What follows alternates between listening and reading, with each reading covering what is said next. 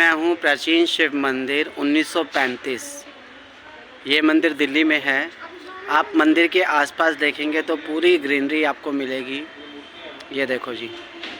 और ये यहाँ के हवन कुंड हो गया, शनि देव जी की मूर्ति, हनुमान जी, जय बजरंगबली।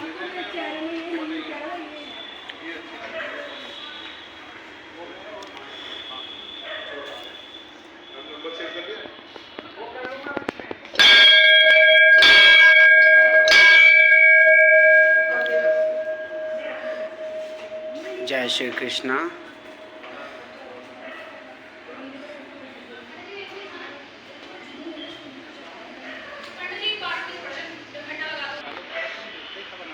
तो जैसे कि मेरा ऑल इंडिया धार्मिक ट्रिप चल रहा है 365 दिन का, आपको भारत के प्राचीन मंदिर में दिखा रहा हूँ। 4 धाम, 12 ज्योतिर्लिंग और 48 जो देवी माता की 48 शक्तिपीठ है उनके बारे में करा। तो चलिए बात करते हैं मंदिर के बारे में।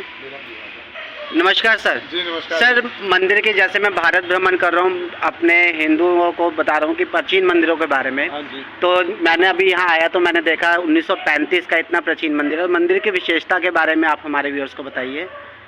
ये मंदिर दिल्ली में लेडी हार्डिंग मेडिकल कॉलेज था 1935 में। ब्रिटिश पीरियड में यहाँ अलॉटमेंट हो रही थी, तो एक अमेरिकन जो उस समय के कॉलेज की प्रिंसिपल थी, उनका नाम था डॉक्टर C.L. बर्च। उन्होंने ये अलॉटमेंट किया था। यहाँ बहुत सारे क्वार्टर्स बने थे, उनमें से 2 क्वार्टर्स को उन्होंने मंदिर के लिए अलॉट किया था। और हमारे साथ ममता शर्मा जी हैं, इनके दादाजी जो उस समय स्वर्गीय पंडित रतिराम शर्मा जी इसी हॉस्पिटल में कार्यरत थे, उनको इस मंदिर का इंचार्ज बनाया गया। अच्छा। और उस अमेरिकन लेडी ने 500 रुपया डोनेशन दिया और उसी के हाथों से इस मंदिर की नींव का जो पहली ईंट रखी गई थी, उस समय से ये मंदिर है। और इसकी इतनी मान्यता है, यहाँ अंदर कुछ हनुमान जी की एक पुरानी मूर्ति है, 90 वर्ष पुरानी मूर्ति है, छोटी मूर्ति जो आप देखेंगे। ये इधर जो मूर्ति है, ये वाली जी, ये इतनी प्राचीन मूर्ति है। और ये सिद्ध मंदिर है। आप यहाँ जो पीपल का पेड़ भी देख रहे हैं, वो भी मुझे लगता है कि कम से कम 200-250 साल पुराना मंदिर है। ये जो पेड़ है पीपल का, ये वाला पेड़, ये देखिए कितना विशाल वृक्ष है। ये ऑक्सीजन का प्लांट ही है पूरा, समझ लीजिए। तो दोस्तों पहले मैं सर के बारे में बताता हूँ। मैं जब ट्रिप पे निकला तो सर ने मेरे को बहुत अच्छी चीज़ सिखाई। मैं हर जगह बोलता हूँ कि एक शाम सनातन के नाम, उसके बारे में सर ज़्यादा डिटेल में आपको बता सकते हैं। तो सर उसके बारे में हमारे व्यूअर्स को बोल दीजिए। बिल्कुल ठीक है जी। देखिए, अगर सनातन धर्म को बचाना है, जिसे अब हम हिंदू धर्म के रूप में जानते हैं, असल में हिंदू शब्द हमें मुगलों से मिला हुआ है। हम सब सनातनी हैं, हम सब आर्यव्रत में रहते थे, सब आर्य थे। रामायण काल से भी आर्यव्रत ही कहलाता था। आर्यव्रत पूरी पृथ्वी को कहते थे। और भारत खंड जो है, जो हम संकल्प में भी बोलते हैं, जम्बू द्वीप पूरी पृथ्वी का नाम, उसके बाद आर्यव्रत और उसके बाद उसका भारत खंड। तो हमें पुनः आर्यव्रत को स्थापित करना है, पुनः सनातन धर्म को स्थापित करना है। और उसके लिए हमारे मंदिर ही केंद्र स्थल बनेंगे। हमें मंदिरों को शक्ति स्थल बनाना है। इसका हमने पूरे देश में इसका एक बहुत बड़े पैमाने पर लोगों को जगा रहे हैं कि सब मंदिर नियमित जाना शुरू करें। प्रत्येक मंगलवार को हनुमान चालीसा पढ़ने के लिए मंदिर जाएं। 5 लाख मंदिरों में अगर 100 की संख्या में सनातनी जाएंगे अपने घर के पास वाले मंदिर में, जब वो तिलक लगा के बाहर आएंगे तो 5 करोड़ की संख्या होगी भारत की सड़कों पर, बिना 1 रुपया खर्च किए। कितना बड़ा शक्ति प्रदर्शन। और जब एक साथ 5 करोड़ लोग मंत्र पढ़ेंगे, हनुमान चालीसा पढ़ेंगे, दुर्गा सप्तशती पढ़ेंगे, विष्णु सहस्त्र नाम पढ़ेंगे, तो आप सोचिए उससे कितना बड़ा पावर जनरेट होगी, कितनी पॉजिटिविटी आएगी हमारे देश में। और यही बहुत महत्वपूर्ण है। मंदिर के माध्यम से बहुत सारे लोगों को हम रोजगार दे सकते हैं। आप बड़े बड़े मंदिरों में देखते हैं, एक बड़ा मंदिर 5 से 10 लाख लोगों को रोजगार देता है। कितना बड़ा इकोनॉमी का सेंटर है। ये जब बनाए गए थे, इसके पीछे हमारे ऋषि मुनियों की कितनी बड़ी वो सेवा थी। हमारे मंदिर योगशाला, व्यायामशाला, पाठशाला, आरोग्यशाला उसके बाद कार्यशाला, भोजनशाला, नृत्यशाला, ये सब मंदिरों में ही जाके सब सीखते थे। हम शास्त्र और शस्त्र की शिक्षा मंदिर में जाके लेते थे।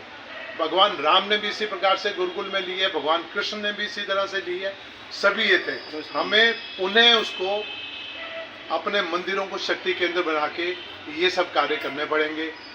और इस मंदिर के बारे में थोड़ा सा और बताऊंगा। हॉस्पिटल में मंदिर है, यहाँ आम लोग नहीं आते, लेकिन इसकी इतनी मान्यता है कि यहाँ कोई बीमार होता है, वो ठीक नहीं होता, तो यहाँ के डॉक्टर नर्स भी ये कहते हैं कि आप इस मंदिर में जाइए, वहाँ जाके माथा टेक के आइए तो आपका बच्चा ठीक हो जाएगा, जो भी उनका रोगी है। और ममता जी इस तरह से काम कर रही हैं। इनका जन्म भी इसी हॉस्पिटल में ही हुआ है। इनकी एक बेटी है, सिंगल मदर है, और तब से मंदिर की सेवा कर रही हैं। इनके दादाजी, फिर इनके पिताजी, और ये तीसरी जनरेशन। अब इन्होंने भी हाफ सेंचुरी पूरी कर ली है। तो में सुबह हमारे भजन चल जाते हैं वहाँ से, जिससे मरीजों को पता लग जाता है कि यह मंदिर है। और कितने भी जो मरीज हैं वो इतने, उनके जो रोगी हैं इतने सीरियस होते हैं, जब वो मंदिर में आते हैं तो भगवान के आगे इतना गिड़गिड़ाते हैं कि हमारे आंसू निकल जाते हैं।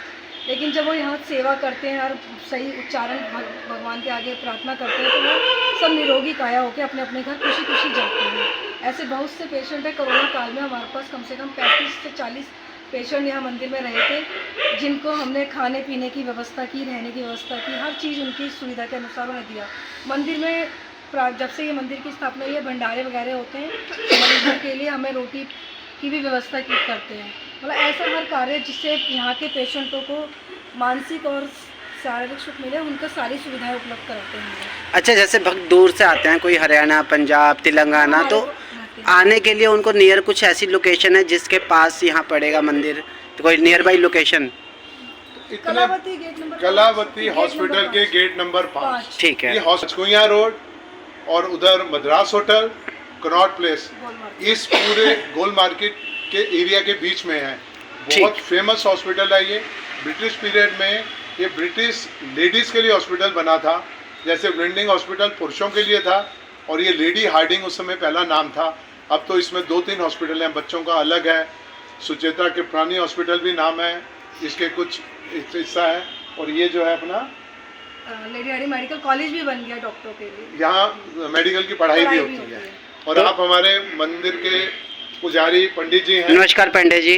पंडित जी, आप कितने टाइम से यहाँ पे पूजा पाठ कर रहे हैं? सर, मैं अभी 1 महीना भर हुआ है मुझे यहाँ आए हुए, और मैंने यहाँ की स्थिति देख करके, पब्लिक की स्थिति देख के, मरीजों की स्थिति देख करके, और मंदिर का समय प्रातः 5 बजे खोलने का रखा है, जो कि भक्त आकर के अपने दर्शन करें, भगवान से अर्जी लगाएं, ठीक है ना। और 12 बजे तक खुला होता है मंदिर, खूब दर्शन करे। कोई इमरजेंसी में भी भक्त आ जाता है तो उसके लिए 24 घंटे मंदिर के द्वार खुले हैं भक्तों के लिए। क्यों कि भगवान कभी सोते नहीं है, सोता इंसान है, भगवान कभी सोते नहीं है। दूसरा क्या है कि मैं यहाँ आया हूँ, उसके बाद में मैंने हनुमान जी महाराज की अखंड दीपक चालू कर रखा है, वो दीपक रहा। और प्रातः काल 9:15 बजे के करीब 9 बजे से मैं संकट मोचन के लिए, संकट कटे मिटे सब पीरा जो सुमरे हनुमत वाले बीरा, इसका भी हवन करता हूँ सुबह 1 घंटा वक्त करीब। हवन का समय क्या बताया था आपने? 9:15 तो दोस्तों, आप जब भी घूमने दिल्ली आए तो एक बार इस मंदिर में ज़रूर दर्शन कीजिए। 9 बजे के समय यहाँ पे हनुमान जी का हवन होता है, आप हवन अटेंड कीजिए। हनुमान जी की जो प्राचीन मूर्ति दिखाई है, इतनी प्राचीन मूर्ति, अद्भुत। भारत, और भारत है ही देवी देवताओं का, कहते हैं ना, गढ़ है, ज़मीन है। और ऐसे ही मंदिरों की काफ़ी शक्ति है। आप भी ऐसे ही टेम्पल्स और धार्मिक स्थानों के बारे में आपको बताते रहेंगे। जुड़े रहिए हमारे साथ दी धर्मा में। और अभी जारी है ट्रिप मेरा 365 दिन का। मिलते हैं अगली वीडियो में एक धार्मिक लोकेशन के साथ। बाय बाय दोस्तों, धन्यवाद।